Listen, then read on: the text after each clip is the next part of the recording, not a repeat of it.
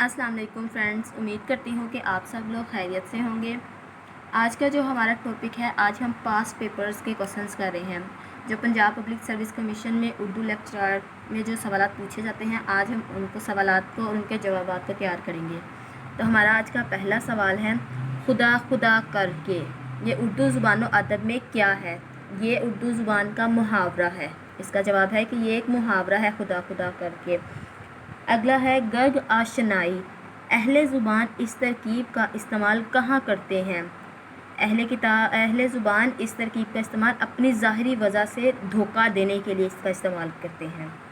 Next है, जाहिद सालवस, ये अहले ज़ुबान के नज़दीक इस तरकीब के मायने क्या हैं, बताइए। इसके मायने हैं ज़ाहिर और बातिन में तज़ाद, यानी कि डिफरेंस होना दोनों में।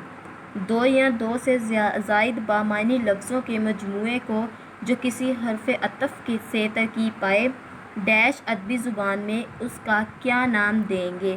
उसका नाम होगा मरकब अतफ़ी। नेक्स्ट है, तरह डालना, डैश मायने बताइए। इसका मतलब होता है बुनियाद रखना। हसरत बरसना, डैश इस मुहावरे के मायने हो सकते हैं। इसके मायने हैं अफसरदगी छा जाना। नेक्स्ट है, जब कोई कलाम दो या दो से ज़्यादा अल्फाज से मुरक्कब हो और अपने मजाजी मायनों में इस्तेमाल हो, डैश, तो इसे अहले ज़ुबान क्या कहते हैं? तो इसे अहले ज़ुबान मुहावरा कहते हैं।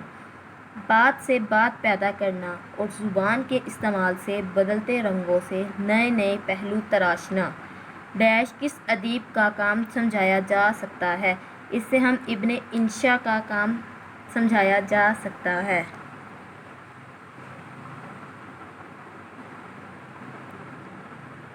दाऊद लोहार, डैश किस अदीब का तख्लीकी किरदार है? ये इशफाक अहमद का है। इनमें से हर एक अपने मैदान का मुनफरिद शहसवार है। ये अल्फाज किसके हैं? ये अल्फाज कुदरतुल्लाह शहाब के हैं। एक मरतबा हज़रत इल्लामा इकबाल ने शायरी को तर्क करने का इरादा किया, तो किसके कहने पर इरादा तर्क कर दिया? प्रोफेसर आर्नल्ड के कहने पर ये इल्लामा इकबाल ने किया था। मंदरजा झैल शेर में कौन सी सनत पाई इस्तेमाल हुई है? एक सब आग एक सब पानी, दीदाओ दिल अजाब है दोनों। ये सनत लफ़ो नशर है जो इसमें इस्तेमाल की गई है।